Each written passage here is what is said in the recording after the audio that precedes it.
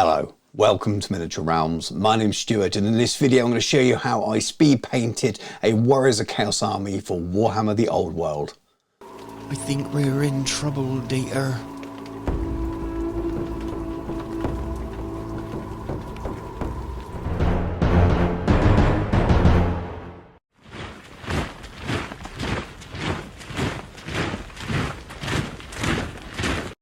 Miniature Realms is proudly sponsored by Baron of Dice, premium wargaming dice. Over 500 styles, over 4,000 customer reviews. Welcome to the best dice on the planet.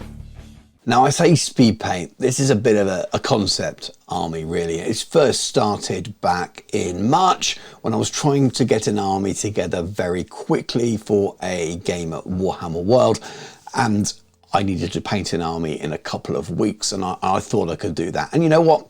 I can, and technically I did in terms of total time, but I started painting the army, something came up and I couldn't do it in time for the event, so I just stopped after about a week after making quite decent progress, and you'll see this in the story of this video and how it goes. But with the release of the Warriors of Chaos book for Warhammer the Old World, it was the perfect time to dust off that half-finished project and do the remaining week and get it finished, and that's what this video is about. And back at the time when I started this project, I was talking a lot and discussing with my Discord members and patrons about how much I was struggling to finish armies when I was painting for videos on the channel. I actually put together a little stream talking about that, and then another stream talking about how I was going to solve that by doing this quick army project in order to have a game up at Warhammer World with Val Heffelfinger from the Square Based. I was meeting up there with Jordan Sorcerer as well, and I still met everyone. Jordan Sorcerer and I played Dark Future, and we had lunch with Val, which was super cool. But I did this whole stream talking about how I was going to make this army, how it was going to be speed paint, and what I was going to use. The new Dark Oath had just been announced, and you know, I could get 2 of the Warriors of Chaos start collecting boxes or whatever they were called at that point for Age of Sigmar, and then a set of the Dark Oath Savages and some Spire Tyrants as well. And at this time the new Dark Oath Marauders had been announced, but they weren't released, and I was too much of a hurry really here. I needed the army done quickly, so I got those 2, and those are going to combine together and become my Marauders with a bit of a unit filler. I was using the hag-like looking woman in the Dark Oath Savages as one of my level 2s, and I picked up the Realm Gore Ritualist, I think it is, as well, to use that as another major level 4, and then I bought a box of Chaos Hounds as well. And there's my list, and it will probably change now that the book is out. I'm going to play around with it and do all kinds of things. I may cover that a little bit later on, depending on how long this video ends up being. But essentially, I have a Lord that's mounted in a big unit of mounted knights, so not very meta, not the kind of thing you see. 20 Chaos Warriors, again, probably not a meta kind of army, 24 Marauders, and then some 5 Chaos Warhounds and a couple of chariots, one being a Gore beast. So pretty much making the most of what is in those plastic kits. So then it was pretty much time to get to work, to get working through all of this plastic and getting it built. Warriors of Chaos was one of those armies at the beginning of the launch of Warhammer the Old World that you could do a lovely army right away, regardless of what was released. And obviously now Warriors of Chaos has been released, so we have the new big starter box with all of the older miniatures coming back. I'm a huge fan of these newer miniatures. I'm not a massive fan of the older Marauders. Quite like the old Marauder horse. Probably will pick some of those up, especially with the Wolves of the Sea army list. But I really like all this new looking stuff. It's an aesthetic choice. I prefer it to the older stuff, and the same with the Chaos Warriors as well. Now, because of the increase in base sizes for a lot of these sculpts, especially the Chaos Warriors going up to the 30mm square, you're able to do a little bit more. So I thought the Realm Gore Ritualist was a perfect model. Now the actual model is on a big bit of rock. I decided to leave that bit off the bottom. And in fact, the hag type miniature is actually based on it for my other level 2.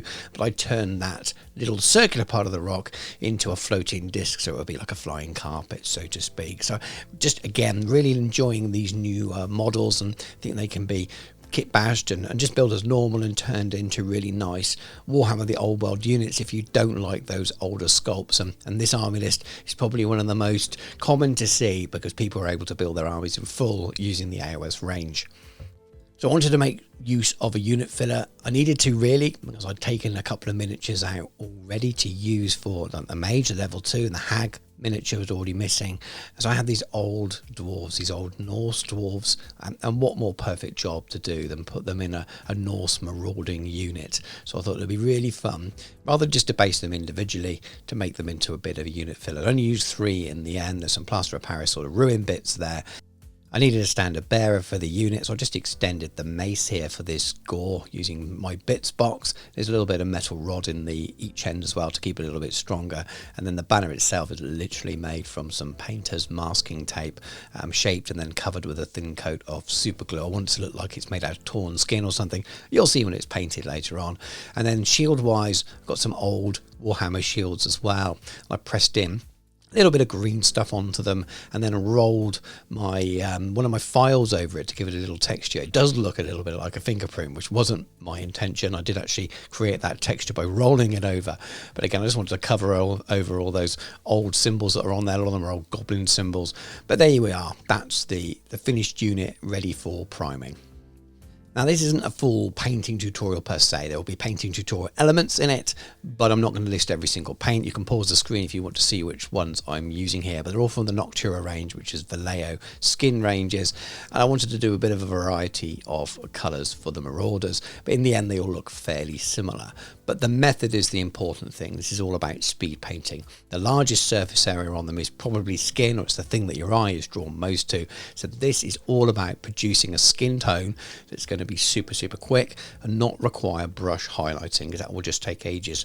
So I'm using top down most of the time, darkest color shade of the skin, and then building up. So really leaning into the airbrush here, allowing it to leave that shadow underneath and build up the highlights slowly. You can see as I start to add the higher layers, and I'm going top to bottom here, and it's just picking up on those top areas, and I'm being very careful to be very light and gentle here, because I will save the time later on. And you start to get this nice transition purely by painting in a certain direction. Sometimes I went with a darker color or a lighter color, depending on the miniatures, like I said. Another example, slightly different color combination of those skin tones here, but the method is the same. Low PSI, nice and controlled, trying to make sure that I'm using the angle here to leave those different shades and different colors in the skin tone, and just building it up. So you've got a difference in tone, you've got that shadow built in. I just don't want to go back and have to do any highlighting afterwards. The time you start getting to those top highlights, so that the third layer or so, it really starts to look quite cool. You just got to be careful not to obliterate the previous layers when you go in with these top levels. So little squirts here and there where the light would hit the most and really build into those transitions. But at this stage, I was pretty happy with the way they were looking. And perhaps what I haven't talked about too much was this was a double-edged sword here. I'm actually deliberately using these colours and allowing them to overspray onto the boots, onto the leather belts, the areas like that, because those are really light colours, and with a bit of a dry brush they will then take contrast paints really well. And the whole theme of this army is going to be dark and dirty, loads of browns, loads of leathers, and lots of grime and blood and things as well, and this will be the perfect base layer for it. Now at this stage, I'm pretty sure the plan was going to be Chaos Undivided, but I really wanted to add a strong accent colour.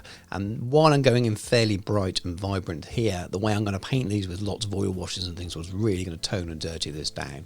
So I've gone in with the airbrush out and gone for some nice reds on the capes and on the shield bosses and things in the centre as well. You add that sort of top highlight there, and it's pretty light and vibrant, but it'll be really worth it in the end. It really pays off. So that was the skin down on that whole unit, and also both of my magic users at the same time. They come for that same Marauder style theme within the army.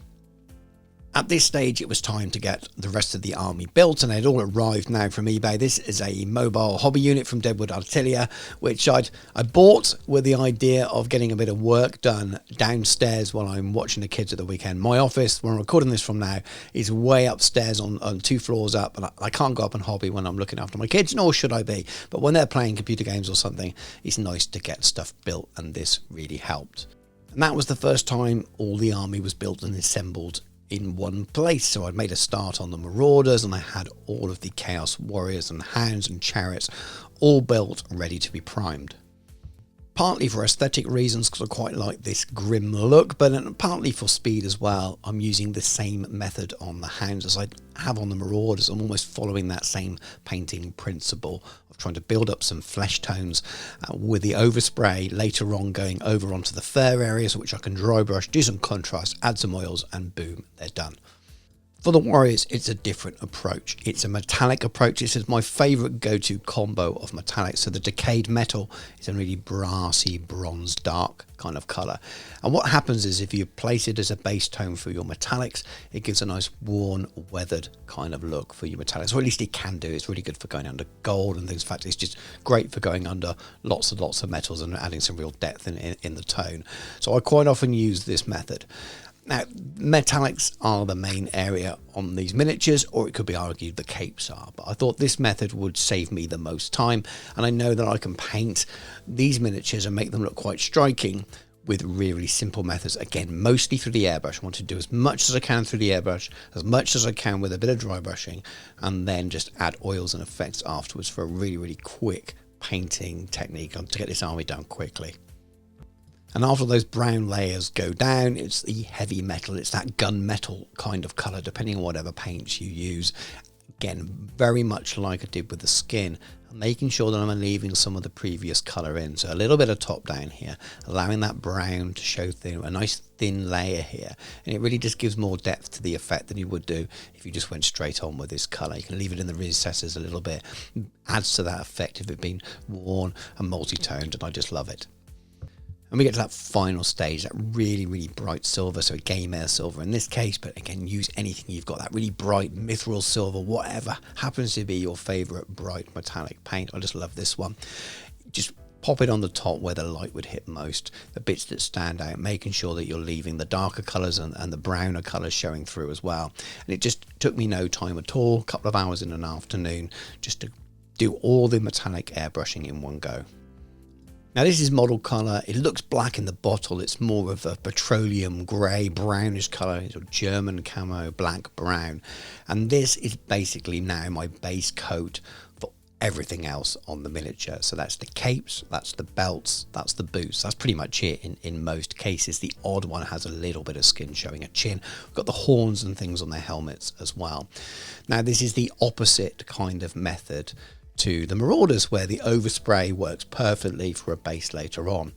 The metallic doesn't work for this at all, so it is almost like going back to black, but I don't want to waste time doing black and another colour, so I'm using this dark brown as a base for absolutely everything, of which I'm then going to sponge maybe.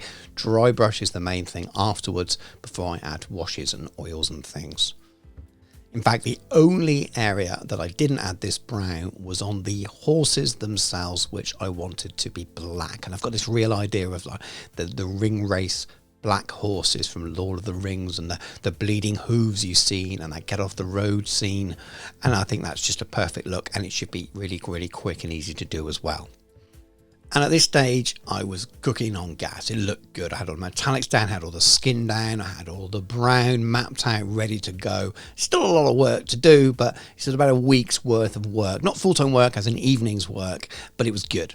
Well, this is the halfway point, the point I paused this project way back many, many months ago. So I thought it was also the perfect time halfway through this video to say, if you'd like to support the channel, I really appreciate it if you check out the links in the video description, affiliate links to a few places, and most importantly, I do have a Patreon as well. And the support of my patrons really, really helps me to continue making videos like this. There's lots of different tiers on there, but suit many different budgets and needs and requirements and things like that. So if you would take a moment to check those out, I would greatly appreciate it. But anyway, back to the second half of the video. So fast forward through to September. I've done nothing with this army. I got sidetracked by the dwarf release and painted an army before the army book came out for dwarves, before the dwarf release, but lots and lots of Warhammer the Old World stuff. But this was shelved because I missed that deadline and the rush wasn't on. I always meant to come back to it, and the longer I left it, the more I thought I might just wait for Warriors of Chaos to release. And it's still all relevant, whether you're using the Warhammer official miniatures or whether you're using these Age of Sigmar miniatures. The methods and things just work. These are just slightly modernised sculpts, really. So they work both ways. I did realise I missed some brown off some of my cavalry, so I had to do that. But I was back to a stage where I was ready to crack on with all of the Chaos side. Now, this is Paladin Flesh and Bard Skin from the Two Thin Coats range. Paints I didn't even own back when I started this project, but they are perfect for using over this brown I've chosen for the capes. In fact, the bottom of that little triad is very similar to the German camo brown, a little bit more purple in the tone, but it would work if you just picked up that triad rather than this. But I'm using some Knott's Hobbies dry brushes here. There's a link in my video description if you fancy picking those up, including this texture palette and things I've got here, and a really cool sponging tool which I'll show later on. You can get a discount on there. I think it's 5% if you follow through the link. Anyway, but the point is I am just dry brushing here onto all of the brown areas on these miniatures, so across the cape, across the boots, and trying to miss the metallic as much as possible, but not worrying if there's a little bit of a mess up, because there's going to be lots of weathering on this and I will cover it all up. And when I say I'm dry brushing over all the brown, I mean absolutely all the brown. So we've got the banners as well, and then we move on even to the wood areas that are in the bases of the chariots. Got the leather straps for the Gore beast there, and then we're also moving on to the tusks and things as well. I'm going with this same colour for everything. So it's all about saving time. I'm not going to paint in the tusks in ivory. It's a time-saving thing, but also a theme. I want it to be metallic, flesh, and grim brown leather and clothing. And when you see the finished army, hopefully you'll agree that works quite nicely. Now this is Iraqi sand from Model Colour. Again, I'm going to use this as a bit of an all-over dry brush colour. I've got next to nothing left on my brush here, but I'm going over all the fur areas and over some of the edges on the black horses here. Again, just to add a little bit of something, and when I add a oil wash afterwards as a filter, it just picks out some of that detail, focusing around all the fur, around the hooves, around the tail at the back, as well as the mane as well. You normally wouldn't go anywhere near a dry brush like this on a grey model like that. It would be far too many stages in between, but again, it just works with the methods I'm using here. And for some reason I didn't record it, but I gave a little dusting over the capes and things as well, especially picking out where the fur parts are on the top of the capes with that Iraqi sand. Again, it just really helps later on with those shades and things that I add. But what you can see me doing here is adding basing texture. Now I've used that same black brown colour from Model Colour to do the bases as well. There's a thin layer on all the bases, so if I'm slightly patchy when I put this basing effect on, which I'm actually deliberately being slightly patchy again, it will show through and it'll just look like it's brown underneath and multi-layered rather than I've missed a bit. I want to wait for that basing texture to dry. It's back to that Iraqi sand, and I'm just dry brushing over all the fur on those Chaos hounds. So here's a Chaos Warrior with all the airbrush metal, all the stages of brown, all dry brushed in, the basing texture as well, because we're going to be using oil wash, and I'm using grease here, Soilworks Scale 75 oil wash. I'm using it in two ways really here. On the fabric areas like the cloaks and things, I'm trying to do more of a glaze, a thin layer over the whole thing, just to knock back any of the brush marks and things with the dry brushing and tone it back in a little bit. Also add a little bit of shadow, but I'm not going so thick that we end up with any deposits where it dries. So oil paint, when it dries, it's pretty matte usually, definitely leaves some deposits in the crevices, which is what you're after a lot of the time because it goes like a weathering effect. But here I don't want it to be too chalky, so I'm doing a nice thin layer, but I'm also covering all of the metallics as well. Putting it all over the armour, being a little bit more loose with it here, splashing it all over, knowing that I'm going to remove it from the surface where it pools. Whack it over the basing texture as well, allowing that to tie those in together. You've pretty much covered the whole miniature, a nice even coat all over in oil wash. Bit like the old days of liquid talent with non-oil or Agravax Earthshade, but it's so much easier to make it look better, in my opinion, with an oil wash. And I don't stop at just those. I'm using it on the hounds as well. Here I'm actually focusing just on the fur and then on any talons or any horns or anything like that. For the flesh, I've got a different plan a little bit later on. And as you can see here, the mounted knights get exactly the same treatment. So just a full coat all over it, even the black areas of the horse flesh, all over my desk, all over my hands as well. I'm working at pace here because I want to get it done. I'm almost treating this like I have an event at the weekend. It's not, I've got a video to come out at the weekend, but treating like I've got an event at the weekend, and all my spare time in the evenings when I'm not doing my commission work, I am trying to get this army finished. Now the next morning, after a few hours out in the sun as well, had quite a mild couple of days for September here in the UK, and all of those oil paints is dry. So what I do now is come back with a bit of sponge, a little bit of artist white spirit, and take off anywhere that it's pulled a little bit. So I'm using a cotton bud, a Q-tip I think they're called in the US, if I want to take it off a little bit more. Just dip it in, you have a bit of a paper towel there and just take it off. But most of the time I'm just wiping it away with a bit of sponge as well. So a nice mixture between the two. When the sponge is too big or it's catching on the model, I go in with an earbud and just cleaning off anywhere that looks pulled, leaving it into the recesses. And by leaving it overnight, it's really got right down into those recesses. It looks nice and grim and dirty. And this wouldn't work if I was painting high elves or something. This method just wouldn't work the same way. I'd have to be a lot more precise with it, but because I want this whole theme to be grim and dirty, it's just perfect for it. So I'm almost painting this Warriors of Chaos army the way you might approach a Horus Heresy army, and it definitely enables you to speed things up. So the Warriors of Chaos, both mounted and footside, are now kind of finally drying and put aside for later detail. I do have the charioteers, the drivers of those chariots, to do with the Marauders because they were skin based. The idea is here now to try and get these done as quick. Now my fear is this unit could take as long as all the rest of the Warriors because of all the extra little bits of detail that can't be covered just in metallics. But I'm sticking with my plan of speed, and I'm going with ivory tusk from 2 thin coats and the dry brushing again. And I'm not completely covering everywhere because we have the red shields, we have the skin as well, which I quite like at the moment, but I'm not going to worry too much with this colour if I do catch an odd little bit of skin, because I'll tone that down and it'll just look like a highlight anywhere. Again, the same methods for the characters. I'm not giving them super extra special treatment in this army, relying on the miniatures and their extra detail to make them stand out.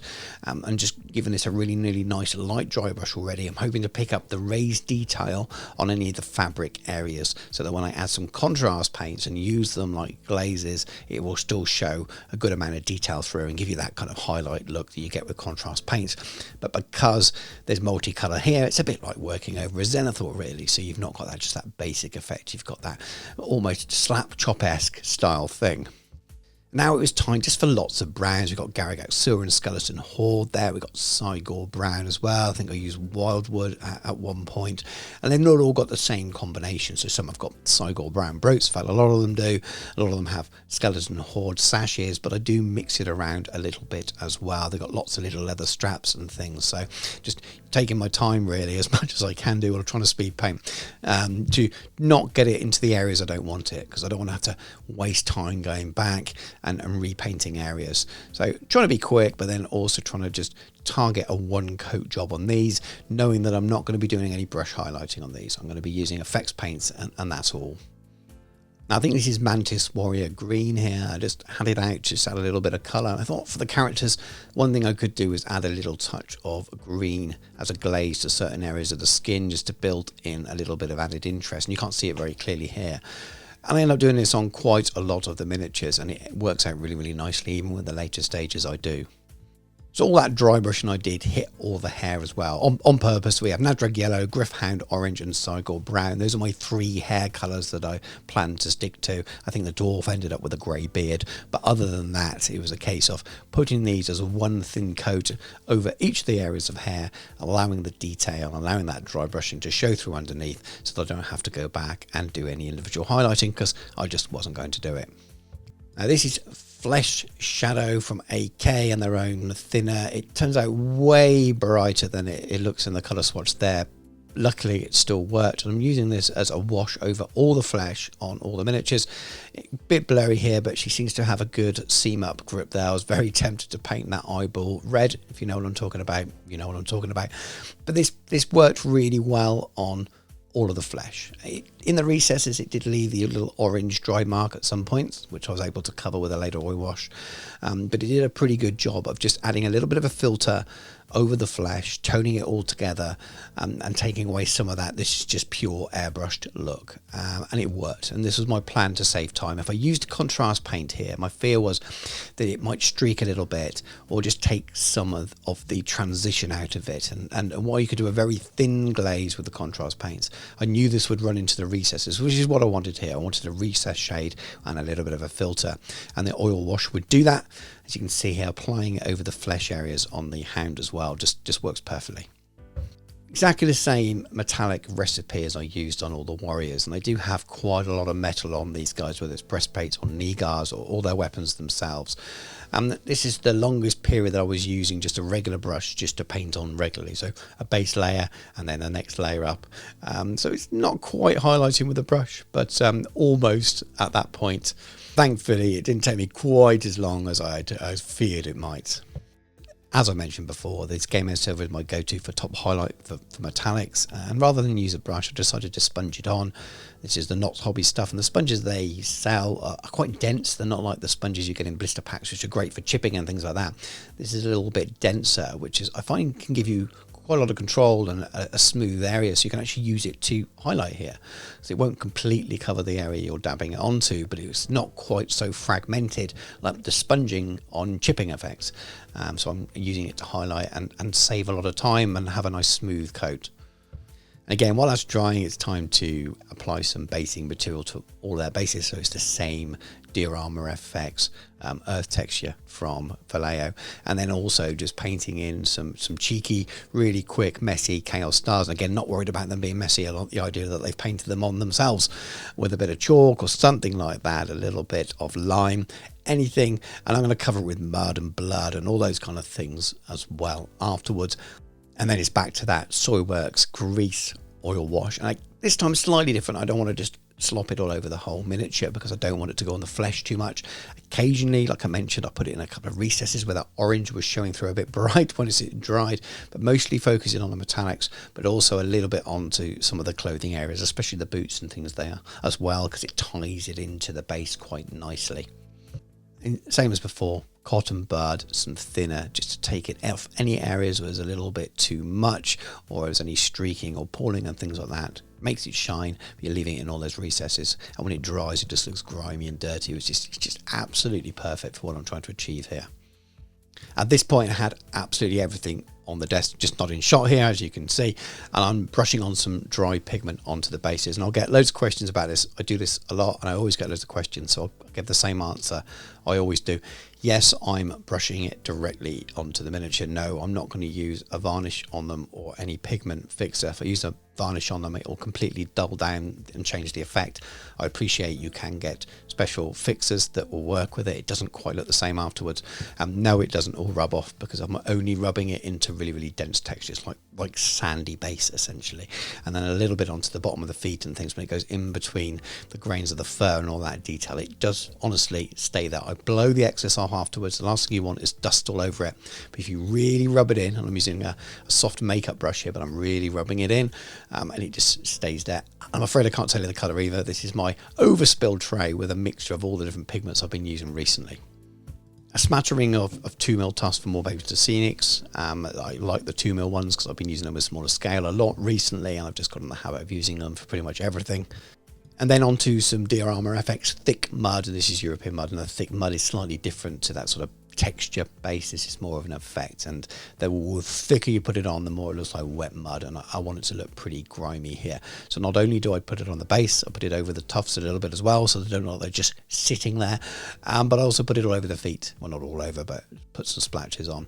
Put it on the bottom of the chainmail, put it on the bottom of capes and things as well, and really tie the model into the environment that it's in, and giving that base a lot more interest. You know, it's a really basic base. It was just flat texture with an oil wash and some pigment, and it starts to look like there's loads of effort gone into it, and it's just super quick and super easy, and there's no posh rocks or anything like that on there. It just looks good. I've been meaning to try out lots of different snow recipes. I recently painted some bolt action snow miniatures, and I just used some old stuff. And I mentioned at the time in that video I wanted to try stuff. And this is AK Snow Sprinkles. It's about £10 for a very small pot, but it looks like it goes quite a long way. And then the idea is it's supposed to look a little bit like melting snow, or it's the top covering for a heavier snow effect base. So if you want to do a full snow base, I think you'd pick up their snow and then add this to the top. But I want to add that idea of a little bit of melting snow that sticks in the grass, but maybe it's already melted off most of the earth. And that's what I was going for, and it seems to be perfect, and again, just super easy to dab on.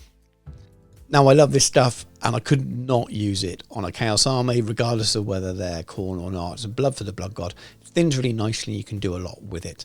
Here, I'm being lazy on all the mouths of these Chaos Hounds. I haven't really spent ages painting in the teeth very differently, or their eyes and things, so I'm just covering the fronts, thinning down, blending out with this blood effect to make them look just really, really savage.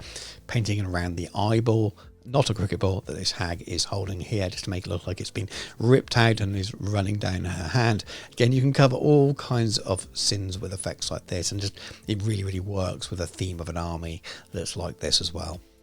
Obviously, it works perfect on blade, but I find that adding a little bit of water to it, blending it out, picking the direction it goes in, like this blade here, so it looks realistic and gruesome, but doesn't look like a 5-year-old's made it and just slapped it all over. And there's a real balance there. You can have quite a lot of blood effect on an army, especially a Warhammer army, but again, it's about being slightly subtle with it at points. I'm also painting it in over some of the scars that are on these miniatures, and then with a bit of water, just blending it down, running it down like it's bled and it's running down the leg or something. Adds so much to that miniature just by adding that little bit of blood here and there. Makes it look like I spent loads more time on the miniature than I have. And, you know, I've barely done anything other than airbrush and dry brush and add washes to these miniatures. And just adding effect like this, you can have a really, really striking looking army by not cheating as such, by making use of the tools and the effects and the things that are out there that I would see that are lower skill in terms of use. It's a lot easier to slap blood on like this or learn how to do it than it is to paint eyeballs in. And not every miniature in the army has got blood effect on, but a lot of them have. Little stains here on the armour or shields or things like that. Adding a little bit of blood round to the bottom of the hooves on those horses. Remember I was talking about earlier, that bit in Lord of the Rings, and I showed a picture of it. You know, that's that kind of effect going on here. But finally, you have to stop adding blood effect to things, and it was time to just paint in all the rims of the bases, and the army's done.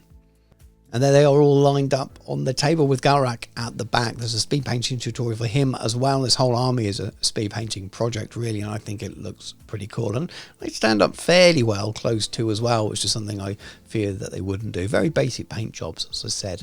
There's lots of things that you could do to make these loads and loads better, especially technically. But as an overall effect on the army, they look pretty good. And because of the nature of this army, meaning that it is grim anyway, it lends itself to these techniques even more. Yes, you could paint an Empire army like this, but it probably would look a little bit rough around the edges than these do, because you expect them to look like that, and that's half of the battle.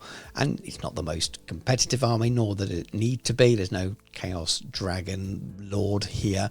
He's just a Lord on a horse, and I will no doubt add to this army as well. I love the Wolves of the Sea stuff, so I think I'm going to buy some Marauder horse and paint them in the same way. Buy some of the Dark Oath horse and use those as the Huskarl versions, and probably buy some of the new Dark Oath infantry and turn them into berserkers as well, and I'm building a army list around the Wolves of the Sea for this as well, because my favourite unit is this unit of Marauders, and I think having a whole army themed around this kind of style and this kind of look is what I'm after, really. I think what I'm most pleased is how well the skin and the armour looks on these Marauders. It really draws your eye to it, taking your eye away from the basic kind of leather work that's there. The skin just came out great, considering it was all airbrushed and oil washes. It makes the army look a higher quality paint job than it probably is in some ways. Well, maybe it's just the quality you can see, and I'm really happy with it for a speed painted army. And I've never spent less time on character miniatures, just basically doing them the same way. But the sculpts has kind of done the heavy lifting there, and they just look grim and dirty. And I'm pretty happy with the way the army looks. I'm not unhappy with it, as my own army won't be as nicely painted as my dwarves, for example, but I'm pretty happy with it. And you can't beat the excuse to line an army up like this on the table with a backdrop, all of the terrain and things you'll have seen in tutorials and things on the channel recently. So if you haven't and you aren't new to the channel, everything you see here practically, you can see how-tos on the channel, so do go and check those out. But as I said, I'm really happy with the way the army's come out, happy with the speed painting techniques. Let me know if you use similar kinds of techniques yourself. Was there anything you saw here that you liked that I did? Just get talking about it below. It's always really nice to hear from you all in the comments. Well, thank you very much for watching the video. It was lots of fun doing this, even over this weird split period of time, but I'm really happy with the way the army came out for such a quick paint job, or a concept on not doing lots of advanced techniques and things, and really focusing on quick army painting. So hopefully some of you will be able to try some techniques you haven't before, lifted from the processes that I've used, or just enjoy the journey of hearing me talk about what I was doing with the army and what my plans were. But anyway, thank you very much for watching. Take care, and I'll catch you soon.